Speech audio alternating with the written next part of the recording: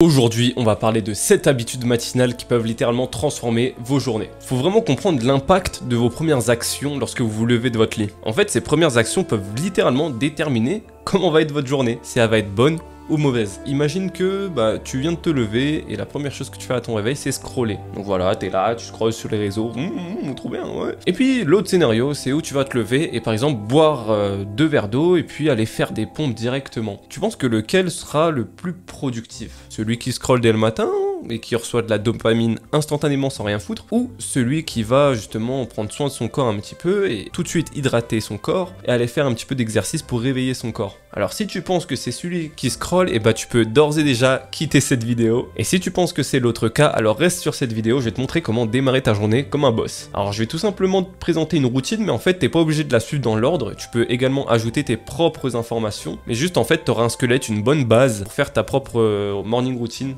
Alors on l'a déjà dit, on va commencer très simplement par l'hydratation parce que c'est super essentiel. En fait il va être super utile pour réactiver tout ton système. Donc d'abord c'est quoi les bénéfices de boire de l'eau dès le matin? Donc déjà ça stimule ton métabolisme, ça réactive ton système comme je te l'ai dit, et ça te réveille beaucoup plus efficacement qu'une alarme. Et tout ça en dégageant toutes les toxines et en encourageant une meilleure digestion. Maintenant, si tu veux optimiser et aller encore plus loin que juste hydrater, tu peux ajouter des petites choses et je vais te donner les petites clés. Donc si tu veux un petit coup de pouce en vitamine C, tu vas juste ajouter un citron, donc tu presses le citron dans ton eau. Et ça, c'est banger pour solliciter, améliorer, renforcer ton système immunitaire. Tu peux aussi ajouter une pincée de sel de l'Himalaya pour rééquilibrer tes électrolytes. Je te laisse regarder sur internet ce que c'est. En tout cas, pour pas te faire perdre ton temps et décaler ta routine, je te conseille de faire ça la veille. Juste ton petit jus de citron comme ça.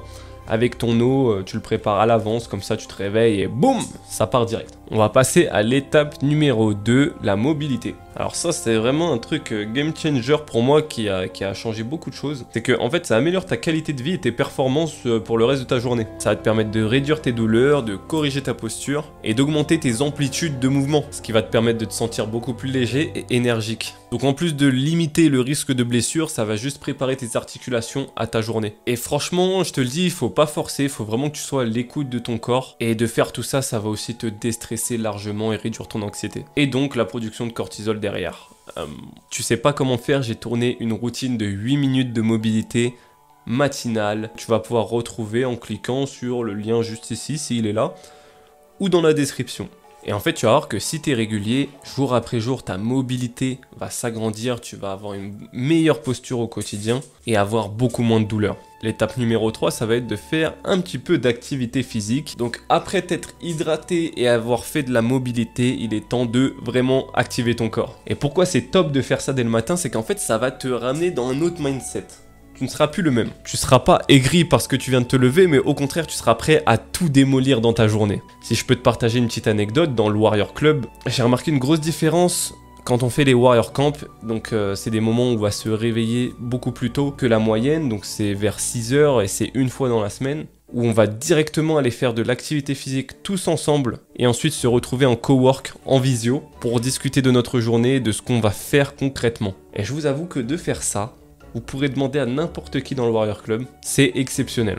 Donc concrètement, faire de l'activité physique dès le matin, ça va vraiment améliorer ta vision et la clarté mentale. Et en fait, au quotidien, tu vas mieux gérer ton stress et les défis qui t'attendent. Donc ça améliore la santé de ton cœur, ta condition physique, et en plus, ça peut même t'aider à dormir. Et pareil, là, le but, c'est que tu adaptes les exercices à toi. Et tu peux faire des exercices vraiment basiques. Je vais te donner un exemple. 50 squats, 50 crunch, 50 pompes, 1 minute de gainage et améliorer une compétence spécifique que tu aimerais améliorer. Donc tu peux commencer par utiliser cette simple routine de sport et l'améliorer au fur et à mesure des semaines. Trouve des trucs qui te fatiguent pas trop, mais qui te challenge quand même. Le but c'est pas que ça dure 1 heure, 10-15 minutes, 20 minutes, c'est très très bien. Alors pourquoi ça fonctionne autant? C'est juste que en fait dès que tu vas commencer, tu vas augmenter ta fréquence cardiaque. Qui dit augmenter sa fréquence cardiaque dit une meilleure circulation sanguine, l'oxygénation de ton cerveau et de tes muscles. Ça va aussi libérer les endorphines. Qu'est-ce que c'est les endorphines, Jamy? Et c'est tout simplement l'hormone du bonheur. Voilà l'explication scientifique du pourquoi, du comment, c'est super top. Allez, étape numéro 4, ça va être la douche. Donc là, c'est bien, tu t'es réveillé, tu t'es hydraté, t'as fait ta mobilité, tu t'es entraîné, mais maintenant t'es bien sale. Donc là, tu vas te doucher. Et quand tu vas te doucher, bon, déjà, tu vas te nettoyer, hein, ok, je sais pas si j'ai besoin de le préciser, mais surtout, ça va te permettre de récupérer, de te détendre, frérot. Tu vas te revitaliser dans cette douche, après ce que t'as fait juste avant. Et si en plus je te disais de rendre cette douche froide, ou au moins de commencer la douche chaude et de finir par une douche froide, tu pourrais vraiment multiplier les bénéfices. Alors c'est quoi les bénéfices très rapidement d'une douche froide après des exercices? Donc dans un premier temps, elle va réduire l'inflammation, donc la récupération musculaire va être bien plus approfondie, ça minimise les courbatures, et en fait avec la douche froide, tu vas être obligé de te concentrer sur ta respiration pour pas péter un câble, frère. Je pense que tu sais ce que je veux dire, c'est-à-dire bien respirer et tenir ces 15-30 secondes, 1 minute, 5 minutes de douche froide. Moi je vous avoue que j'ai fait des douches froides pendant très longtemps, pendant plus de 6 mois, c'était incroyable, ça me faisait que du bien. J'ai fait l'erreur d'arrêter et maintenant je vous avoue que je suis en train de reprendre les douches froides, donc pareil, je commence par une douche chaude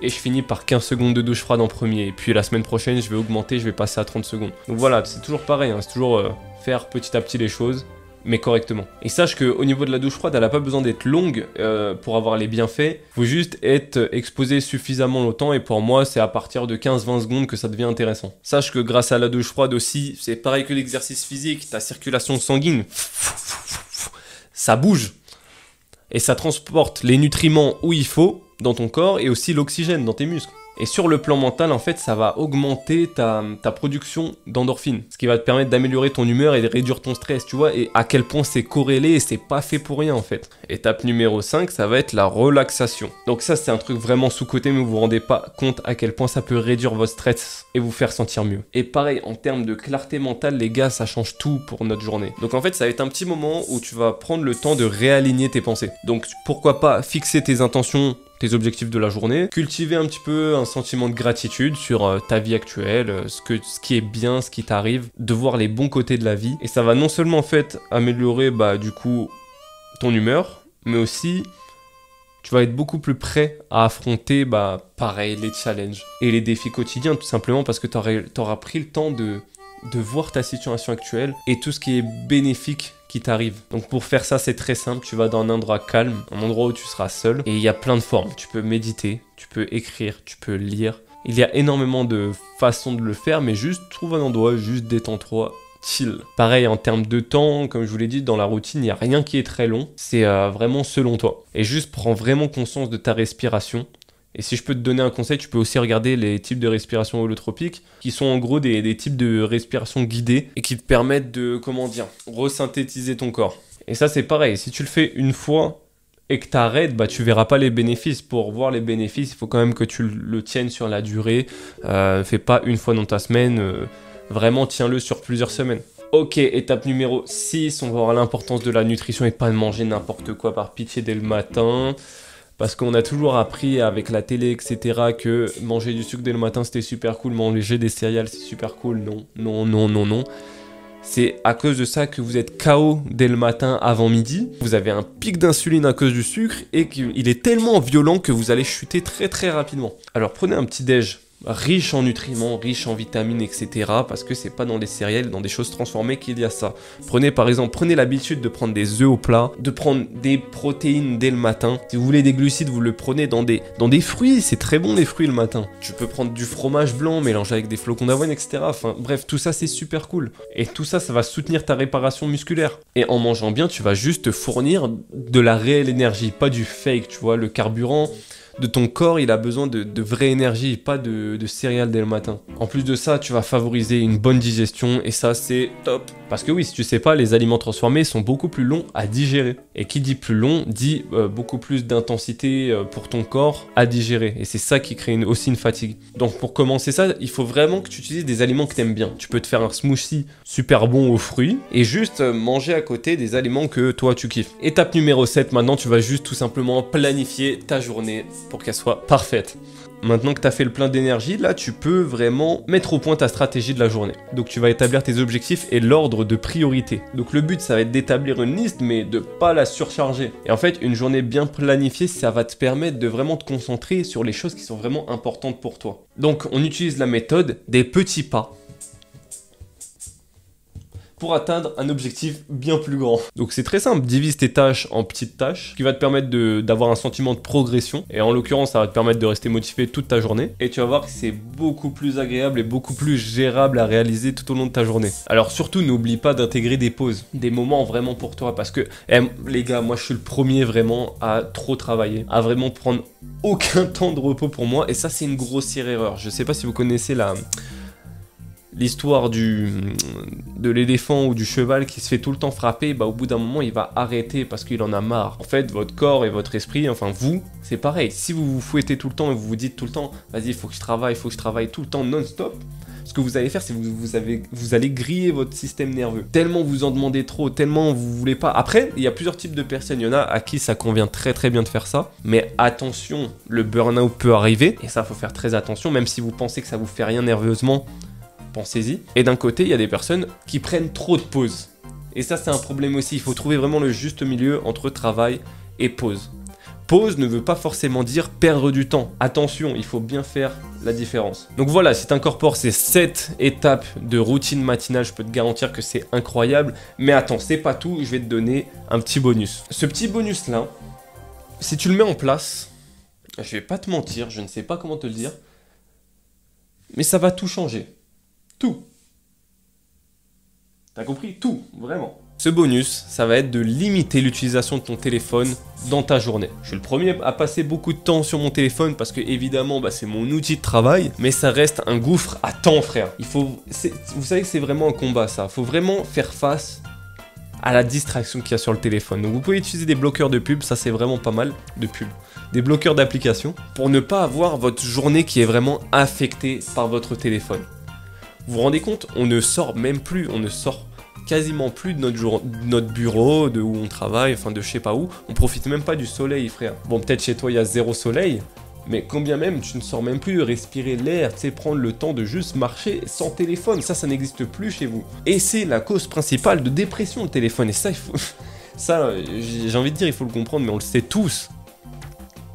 Et c'est pour ça que l'e-book Warrior va clairement vous aider à arrêter de procrastiner, à passer à l'action, à trouver vos objectifs et tout simplement arrêter vos addictions qui sont hyper nocives. Donc si vous voulez ce petit e-book où c'est une mine d'or, c'est pas comme les e-books gratuits là qu'on vous offre où il n'y a rien dedans et que c'est fait avec ChatGPT, non là c'est fait de ma main, et vous allez dans les descriptions et vous téléchargez l'e-book. Vous allez voir qu'il y a vraiment de la valeur. Vous pouvez voir tous les témoignages, je sais pas où je vais les afficher, mais vous les voyez. Donc si vous l'avez pas encore lu, lisez-le. Et si vous l'avez déjà lu, relisez-le et essayez d'encore mieux comprendre les concepts que j'explique et les protocoles. Et en fait, rester sur ton téléphone, tu vas être dans un état réactif et plus du tout proactif. Donc si tu fais toute cette routine et que derrière tu te flingues tout à cause de ton téléphone, ce serait vraiment dommage. En fait, le téléphone, ça doit être un outil de confection, de productivité, pas un outil de consommation. Et ça, sachez que 99% des personnes sont consommateurs. Alors deviens producteur. Ou pas, hein. Au pire on s'en bat les couilles. Hein. Tu fais vraiment ce que tu veux avec ton tel, mais juste consomme pas trop. Imagine que tu arrêtes ton téléphone totalement toute ta matinée. Qu'est-ce que tu vas voir? Tu vas avoir une amélioration de ta concentration, une amélioration de ton sommeil derrière, une amélioration de ton humeur et de ton rapport avec les autres, une meilleure créativité, et ça te donne cette opportunité que les gens n'ont plus de te concentrer sur toi-même. Là, on est globalement tous intéressés par la vie des autres, alors qu'en réalité, quoi? Ce qu'on veut, c'est développer notre vie. Alors pourquoi est-ce que tu t'obstines à scroller et toujours regarder la vie des autres, au lieu de t'occuper de la tienne? Regarde ton temps d'écran. Fais attention à ton temps d'écran. Franchement, je pense que arrêter de se laisser aspirer son âme par son téléphone, c'est quand même quelque chose d'assez exceptionnel. Et si vous y arrivez, bravo, parce que vous allez retrouver goût à la vie. C'était Yoni, ce qu'on aime dans la vie, c'est la progression. Ciao, ciao.